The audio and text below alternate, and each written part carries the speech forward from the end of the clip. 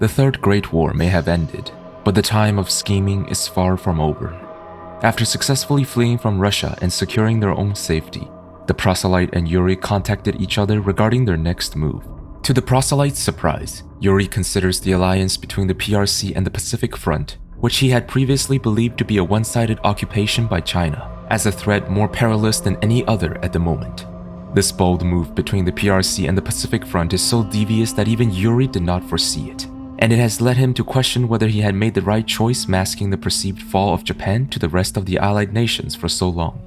The advanced technologies developed by the Kanagawa industries, combined with China's formidable resources and manpower, if left to their own devices, they stand to become an enemy so great that it could ruin everything he has planned.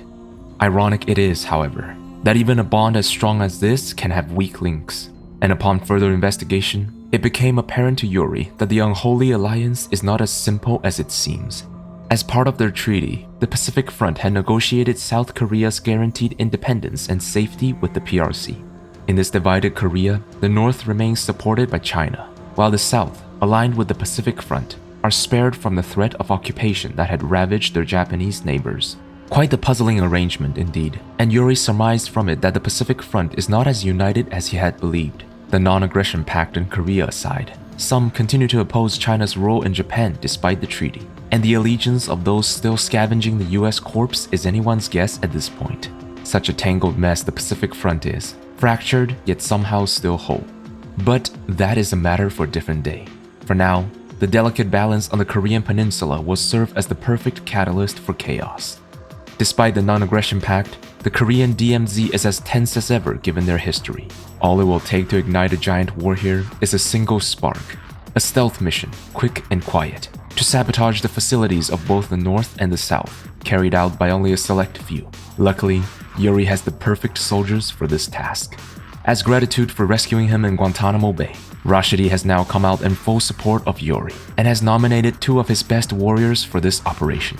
One is a female sniper with incredible marksmanship, a member of his elite guard force, codenamed Virus. The other, Mulver, is Rashidi's finest assassin and a dear friend as well, whose mastery of psychokinesis had impressed Yuri so much that he decided to grant him a prototype personal cloaking device, further complementing his skill set.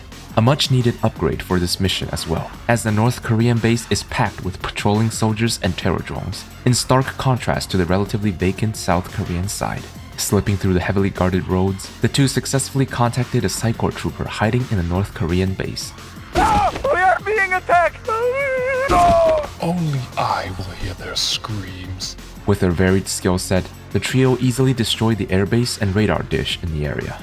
While panic and confusion began to set in for the North Koreans, the trio crossed into the South Korean encampment and sabotaged its military structures as well. Suspecting something is awry, the South Koreans dispatched an elite battle tortoise to the area, which ironically became the perfect instrument for the proselyte's subterfuge. Mind-controlled by the Psychor trooper, the battle tortoise easily cut through the North Koreans defending their Iron Curtain, destroying the valuable superweapon as they pinned the blame squarely on the South Koreans. Fear set in, and an air of unease soon enveloped the border. Despite the two sides' best efforts to remediate the situation, the tension inevitably escalated into an all-out war. Satisfied with their work, the true culprits swiftly extracted before the fires engulfed the battlefield. Welcome to Yuri's super amazing random fact class. Today's lesson is tempered glass. Tempered glass is a type of safety glass processed through chemical and thermal treatments to increase its strength compared to normal glass. Despite its higher durability, the one problem with tempered glass is that it is exceedingly vulnerable to highly concentrated force, which will easily shatter it in its entirety. If you haven't realized yet, this is an extremely poor analogy to the Sino-Pacific Treaty. It is clear in hindsight that this seemingly unstoppable alliance was built on thin ice, as the tiny spark on the Korean peninsula rapidly grew into a conflagration. Fighting broke out across Japan between the Chinese occupiers and the Pacific Front, both groups accusing each other as the one who violated the treaty. The South Koreans, on the other hand, who had thought their nation's safety was secured by the now broken treaty, were obviously no match for the North Korean forces backed by China. Their border patrols perished in the blink of an eye in this sudden war. Outraged, the Pacific Front hastily responded by assembling a special task force, including several future tank prototypes. as well as their newest invention, the Hailstorm platform, a heavily altered version of a vehicle formerly used to combat forest fires in Australia. This new siege engine comes equipped with a bomber aircraft that unleashes several payloads of high-yield cryogenic substances, capable of turning buildings into brittle constructs which easily collapse under their own weight. Psycor's sabotage of the Sino-Pacific Alliance had indeed taken China's attention off of Russia as Yuri hoped, but the introduction of these new units could give the Pacific Front the decisive edge in this war, and the resulting power imbalance would further complicate the situation in Northeast Asia.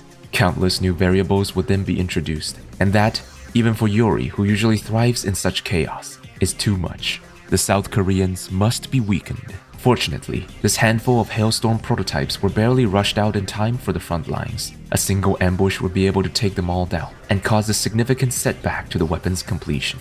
Using their subterranean drillers, a group of Scorpion Cell operatives managed to infiltrate and capture 2 Pacific Front outposts in the war-torn outskirts of Gangwon, South Korea. The rugged terrain of the area presents an excellent opportunity for an ambush, as the cliffs will allow the cell's forces to rain fire upon the heavily armored convoy without much retaliation. Using the equipment stolen from the bases, as well as these new long-range speeder trikes invented by Rashidi, the cell successfully intercepted the Hailstorm convoy and destroyed the valuable prototypes. The plan worked well, maybe a bit too well. Instead of balancing out the firepower on both sides, the Hailstorm prototype's destruction turned the conflict massively in the North's favor. Even Yuri now believes that the Pacific Front would soon return to the status of being conquered instead of being a partner in crime. And while that means China would eventually regain access to the Kanagawa Industries research, it should keep their forces busy enough as to discourage any rash moves against Russia for the time being. An ideal arrangement for Yuri, though much less so for the other parties involved. It should have been clear to the Front's traitorous faction, who by now had irreparably damaged their relationship with the Loyalists, that they would be no match against China's might alone. Most among them have realized the grave mistake they had committed when they pushed for the alliance treaty. Some, however, brazenly remained loyal to China even after the treaty was broken, choosing instead to embrace their new overlord. Apart from these two sides, those devoted to the Allied cause continued fighting under the leadership of Norio. Now that their country's downfall is only a matter of time, however, the PF loyalists understood that soon there won't be a place left for them here, and they must flee to conserve their strength. To that end, they must try to scavenge as much of their technology as possible before their departure. There won't be a second chance to recover these technologies. With all of their East Asian positions overrun, the only safe harbor left for the Loyalists is Oceania, a long way from Japan, so it's either now or never. Before departing, Norio led his task force to a Loyalist-affiliated KI complex in Aomori, where several new projects are under development. In particular, the Shintsugi Decimator, an experimental unit equipped with cutting-edge cryo-weaponry, only 2 of which have been constructed at this facility. The devastating potential of this unit is acknowledged by the PRC as well, as they have already occupied this area with the help of several traitor forces. Most of them are currently distracted by the South Korean fleet at the moment, but they still retain a sizable presence near the KI complex. In order to avoid being overrun, Norio's team quickened their advance towards the KI facilities. The retrieval proceeded smoothly at first, as Norio's team managed to free the Loyalist forces in the first KI facility, successfully extracting the data on the negation field. Upon reaching the second location, however, they noticed the facility's personnel acting somewhat suspicious around them. Sure enough, moments after their arrival, Norio's team was suddenly struck by an aerial cryo beam, locking them in place as the facility's guards revealed themselves as traitors in disguise. Luckily, the Loyalists emerged victorious after an intense struggle, but their worst fears came true when they discovered the traitors had already deleted the Decimator's designs within the KI assembly, ruining their plans to restore the prototype within the facility. Even worse, they had activated one of the 2 Decimator prototypes, forcing Norio and his team to destroy the powerful unit to prevent its fall into Chinese hands. The team soon arrived at the 3rd facility, and thankfully, the personnel stationed there turned out to be Allied Loyalists, who rejoiced at the sight of their legendary hero. The KI scientists began extracting the data from the final assembly, which contained the blueprints of the Hailstorm, the last prototype of which also resided within the facility. As soon as the extraction completed, Norio's team took off from the area before the Chinese encircled them. After rendezvousing with the South Korean fleet in the Tsugaru Kaikyo, they commenced their journey towards Australia. Had they been given more time and resources, they could have rescued more Allied Loyalists stranded elsewhere in Japan as well. But with China's blockade ever growing, they had no choice but to leave the others. Above all else, the tech they salvaged must not fall into Chinese hands. Despite losing the Decimator's design, The remaining experimental weapons should still suffice for future wars. As for the ones they couldn't recover, well, they could only pray that China does not complete them anytime soon. On the flip side of the Asian theater, troubles abound for the PRC as well. After their failed invasion in Primorsky Krai and the dissolution of their treaty with the Pacific Front, China is slowly coming to the realization that they've bitten off more than they could chew. Their expeditionary forces in Europe have been constantly battling the Russians ever since their relation critically deteriorated, and not to mention the Latin Confederation is still on their side. Now that they have to deploy more of their forces to crush Japan and Korea, the PRC fears their grasp over the rest of Asia will soon weaken, which, above all else, must be avoided. For the forces of India and the Pacific Front will bounce back at the first opportunity. One way to break out of this situation would be a second invasion attempt on Russia, the success of which would assert their dominance in the Comintern and allow them to focus on suppressing the splintered Pacific Front. While the likelihood that the PRC would take this course of action is low, anything is possible when one is backed into a corner. Yuri, of course, understands this as well, and he began spreading fake intelligence reports that states Russia still possesses more Midas warheads, a simple but effective method to disincentivize the PRC leadership from attacking the Union. And while the Soviets have also come across these fake reports, they, for obvious reasons, have decided to keep the charade going. The only option left for China, then, is to bring their European forces back to reinforce their hold over the parts of Asia already conquered by them. This will give them much-needed breathing room until the Great Rewrite Plan is completed. A large evacuation operation is organized at the Spanish port of Santander, where most of the Chinese expeditionary forces have gathered.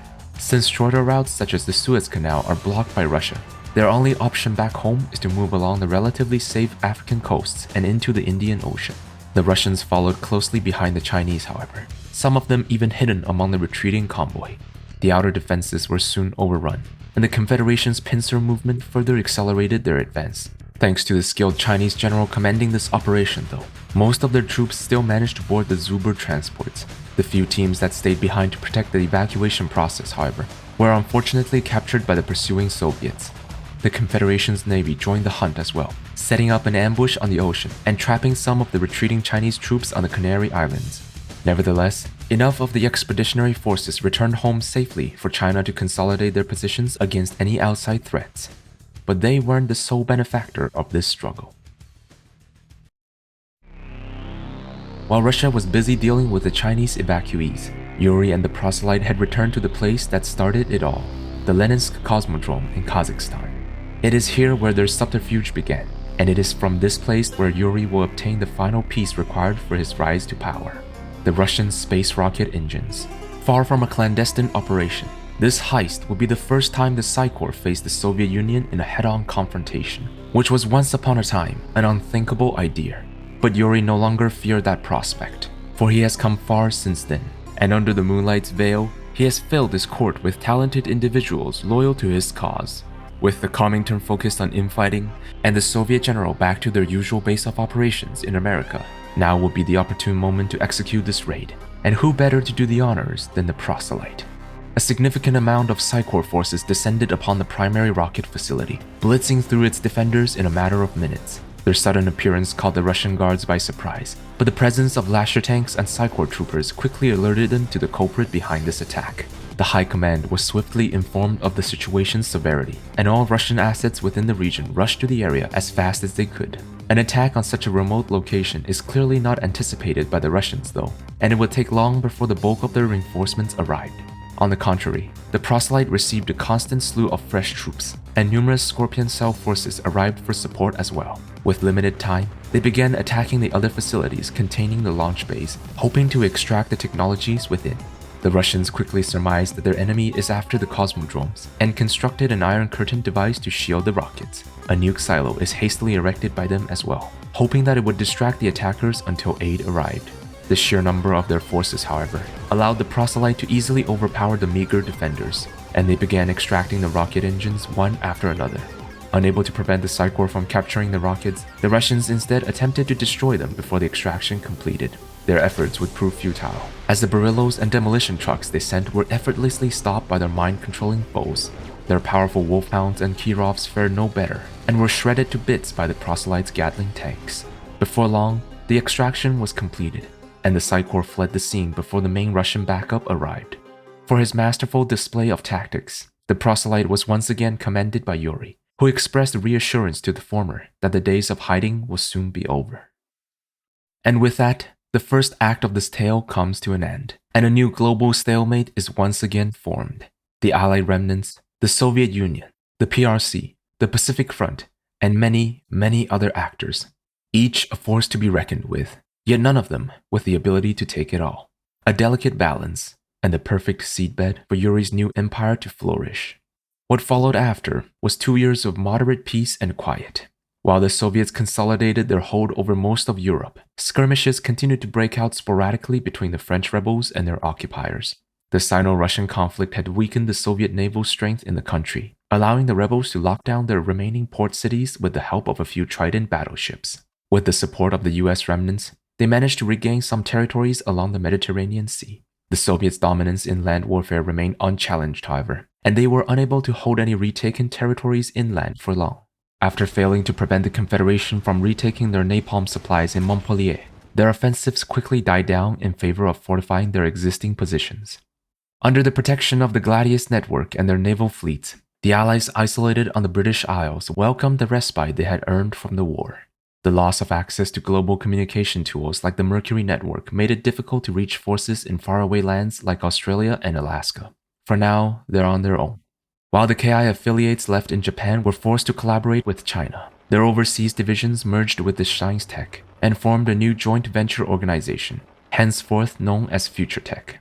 Within the confines of the London fortress, the various Allied factions stranded here would eventually reconcile with each other and continue to pour their collective blood and sweat into their one salvation, that is the Paradox Project. After all, it is said that time heals all wounds. The chaos on the Korean peninsula eventually came to an end with the fall of South Korea. The PRC soon turned their sights back onto Japan, and before long, reasserted control over the country with overwhelming force. With all of their seismic stabilizers under Chinese control, any further resistance against them would only be in vain. Seemingly without hope, the bulk of the swaying Japanese ultimately turned back to serve China, willingly or unwillingly alike. In the wake of their defeat, the executives of KI decided to destroy nearly all data related to the Future Tank project before they fell into Chinese hands. Suppressed repeatedly, the remaining PF loyalists retreated to their Australian strongholds, bracing themselves against further aggression from China. To their surprise, China's rapid expansion came to a screeching halt after they conquered Japan, sparing the remaining Southeast Asian countries from the same fate. Perhaps the KI facilities in Japan were all they were after this entire time. Or perhaps their forces are simply preoccupied with other matters. Regardless of the truth though, the Pacific Front will not let its guard down against China again. War is still on the horizon, and they must prepare for it. Under the leadership of Norio and with the technologies he recovered, they may yet find the strength one day to reclaim their lost territories. The PRC, whose fallout with Russia turned out much less favorable than they had hoped, nevertheless remained optimistic about the future. The return of their European expedition forces have aided greatly in the consolidation of their power over Asia, and with all seismic stabilizers under their control, their hold over Japan is likewise uncontested. Their chief scientist, Yuri, along with her fellow researchers, have been making groundbreaking advancements from their home base in Kashmir, owing much of it to the researches extorted from the Kanagawa Industries. The data extracted from the Russian cyborg heroes during their brief imprisonment accelerated the pace even further. Once their great rewrite plan finishes, China's might will have no equal on this planet. As the so-called victors of the Third Great War, the Soviets' grasp on their expanded dominion, realistically speaking, is shaky at best. Maintaining all their conquered territories is no easy task, as their troops are spread thin across nearly every continent: America, Europe, Africa, and Asia, which certainly wasn't helped by the heavy casualties they suffered during the war. To help preserve the remaining Russian forces, the conquered lands on the African coasts were relinquished to the Latin Confederation, who are more than happy to accept the arrangement. Many of their troops sailed into the continent from Spain, joining forces with their African regiment. Together, they destroyed a massive American ore mining facility in Rabat, Morocco, pilfering the riches in the area for their own use. The resources were poured into the construction of new bases in Morocco, as well as their Spanish headquarters in Zaragoza. The Confederation's influence has been growing rampantly ever since, cementing their hold over North Africa and the Iberian Peninsula. Weakened by the Scorpion Cell and with their largest base in Africa destroyed, the remaining Americans absconded into the dunes. Some fled into the relative safety of the south, while others set up covert research camps for their secret project. With the prototypes recovered from Rabat, they may yet be able to finish it before it is too late. All the while, the Scorpion Cell watched from the shadows, biding their time for another opportunity to rise. On the Russian side, investigations into Yuri and the Psychor have gone rather poorly, as the traitors' forces, even after their raid on the Leninsk cosmodromes for unknown reasons, continue to contribute to the Soviet cause against their foes. It seems Yuri is trying to make their enemies think he is still on the Union's side, making it complicated for Russia to truly expose his more heinous actions. Still, the fact that he had a hand in all of this was undoubted, perhaps since the start of the war, or even earlier before that. So for now, the suspicions that had been placed on the Soviet general is fully cleared. In spite of all that he had done for the motherland, however, the loyal general ultimately remained shunned by the high command. The latter placed the general in charge of the newly renamed Soviet States of America, rather than on one of their seats, sentencing them to a lifetime of battles against the US resistance. With the deletion of Psychor tech from their weapons protocol, the Russians no longer had the knowledge required to maintain their beacons in America, reigniting the flames of rebellion on the American continent. Under these circumstances, one is inclined to wonder how long the Soviet supremacy would last before the world turns again.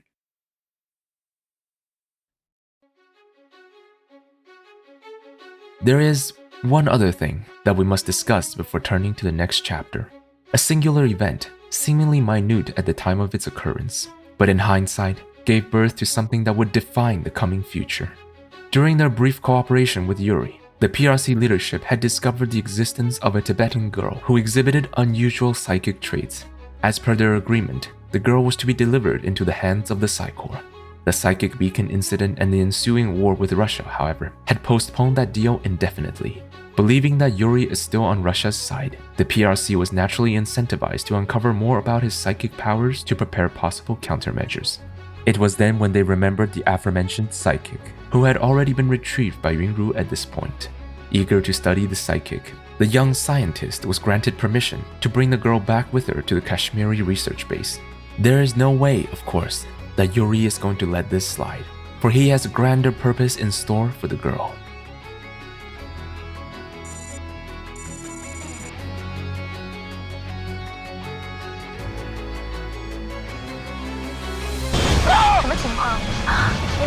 We are being attacked! Reinforcements! While heading back to their home base in Kashmir, the convoy escorting Yunru and the psychic was suddenly ambushed by Yuri's forces. The trap was well prepared, and the execution near flawless. Yunru's guards perished in the blink of an eye, and the few survivors were summarily taken to an underground facility in the Bamiyan Valley in Afghanistan. Thanks to its close proximity to their home turf, however, General Wu Xiurong quickly caught wind of this incident and immediately dispatched his elite Feng Squad to rescue Yunru.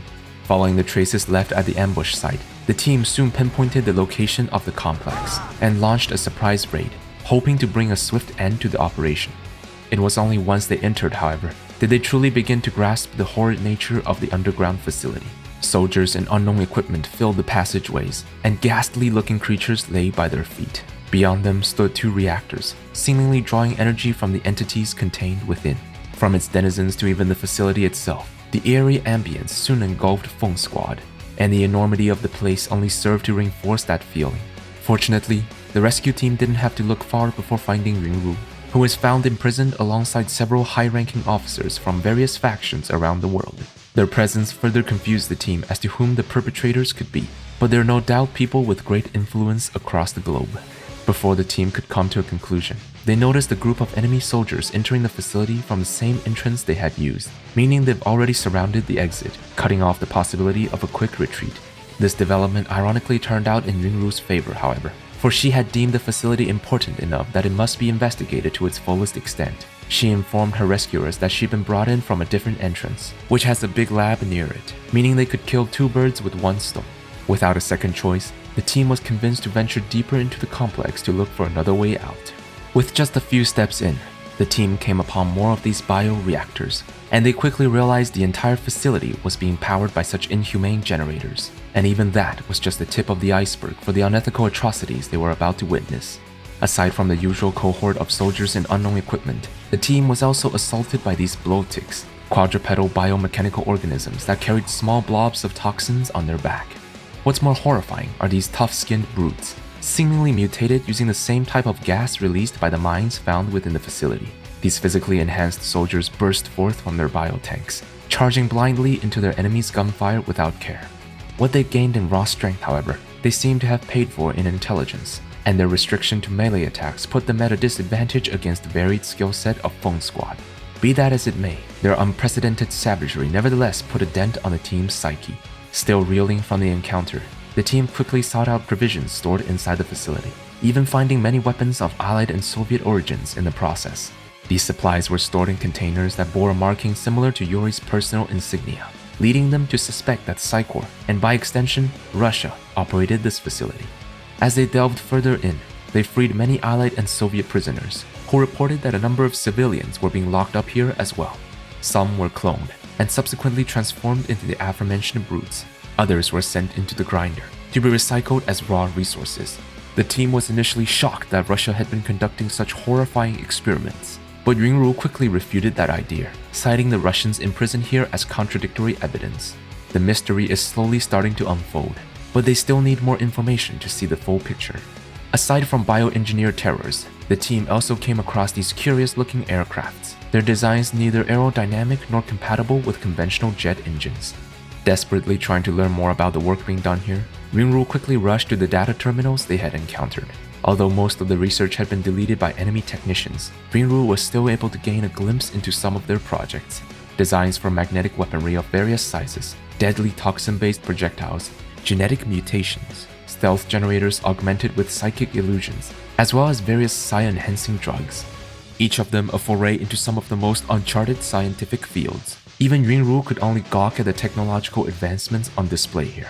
The supplies they looted earlier suggest that some of these strange inventions are derivations of pre-existing Allied or Soviet designs. Others, however, appear to be entirely original works, such as this mechanical abomination, a giant brain mounted onto a tank chassis. A glance into the data terminal revealed to Yuri that the infernal machine is constructed using the neural tissues of deceased Psychor troopers. This, coupled with the presence of psychics among the patrols, was irrefutable proof of their enemy's true identity. It became apparent to Yuri that this facility was not a collaborative effort between Russia and Psychor, but rather the work of the latter alone, and their amicable relationship with the former may very well have ended. A vital discovery, but to safeguard this knowledge, they must escape this hellish realm first. Navigating through the maze-like complex, the team eventually reached the lab Yuri mentioned. The guards were swiftly dispatched, and Yuri entered the structure to extract the data within. The facility's defense grid had gone into full alert at this point, activating several cloning labs at full capacity. With the various equipment they looted from the lab, the rescue team was able to hold back the constant influx of enemy soldiers for a period of time. Their resources weren't unlimited though, and it was only a matter of time until they were overrun. As much as Yuri wanted to continue looking for the psychic girl they were escorting, she knew her only chance of escape is now. After the data extraction completed, Yuri shut off the pathway into the lab and led the squad outside. Rather than safety, however, they suddenly found themselves in the middle of a battlefield between the Scorpion Cell and Soviet Russia. It wasn't by mere coincidence, of course. Afraid that his insidious research would be discovered too early, Yuri used the local Scorpion Cell forces as bait to lure the Russians, who have been combing through neutral territories around the world in order to find him, away from the complex and instead towards Yuri. He ordered his men to collapse the tunnel leading into the secret facility, hoping that Russia would eliminate all the witnesses. The plan would not succeed, as Yuri and her followers hastily crossed the dangerous war zone, linking up with a few reinforcements nearby and carved a bloody path through their enemies.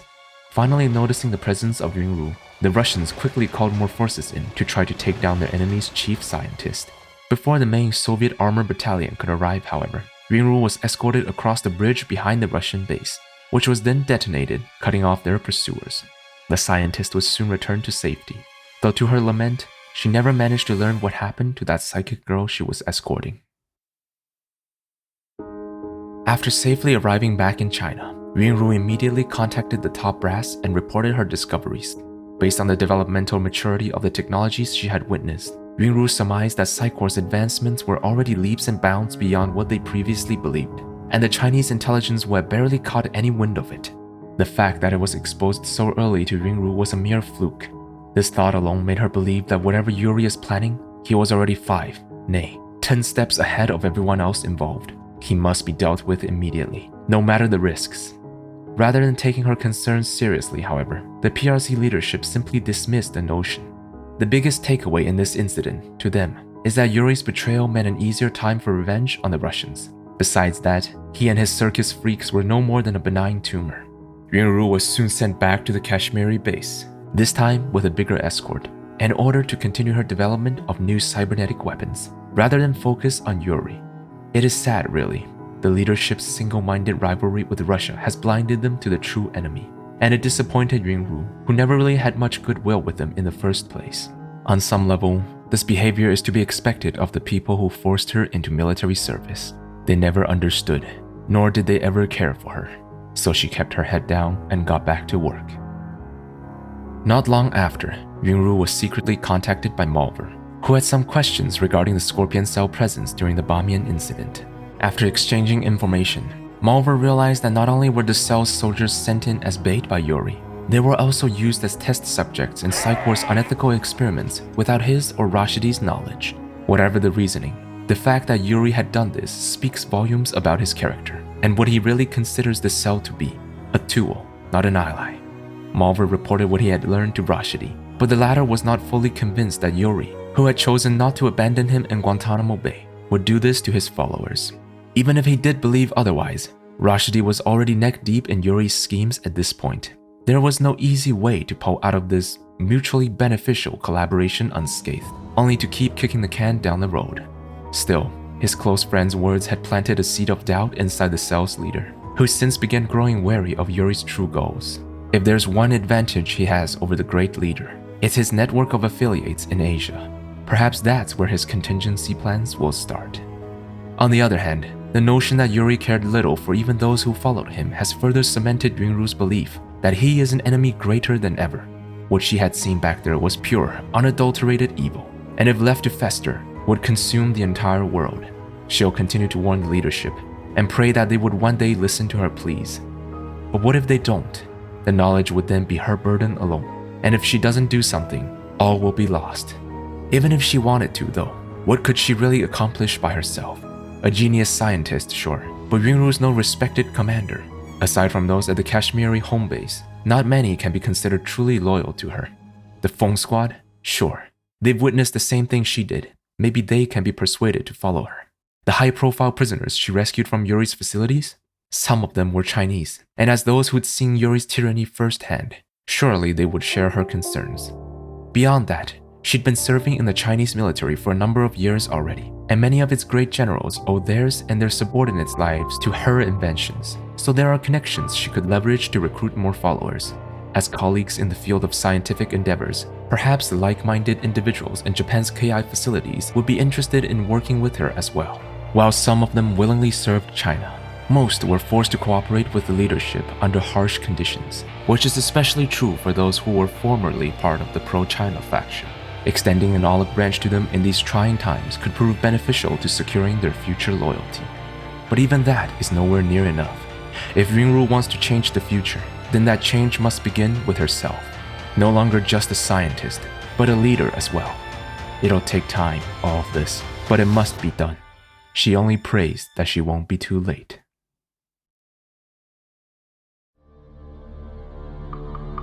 No more skulking around in shadows.